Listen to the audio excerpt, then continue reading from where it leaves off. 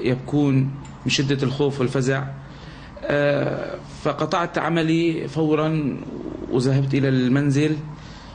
وجدت البوليس التركي، الشرطة التركية مشكورين يقومون بعمل بواجبهم، تصوير البصمات والكشف عن هذه الجريمة.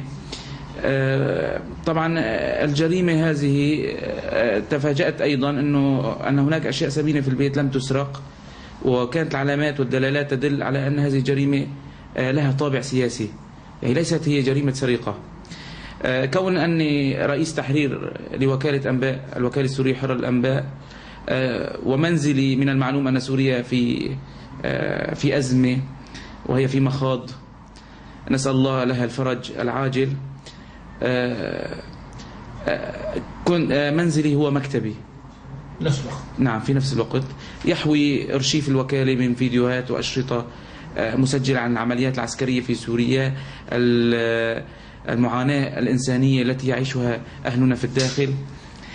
كما هناك أيضا أن الوكالة تقوم بأمر آخر، هو توثيق الجرائم المرتكبة من كل الأطراف.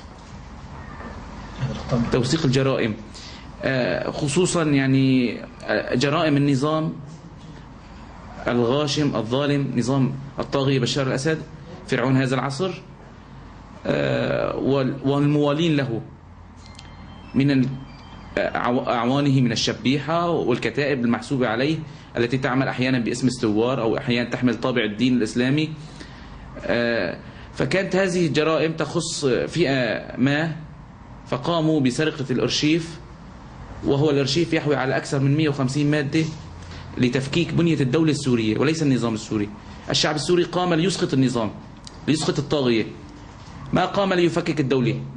فهذه الأشرطة تحوي على معلومات وتسجيلات بقيامهم بتفكيك المؤسسات العامة، الجامعات، قتل الناس في الساحات العامة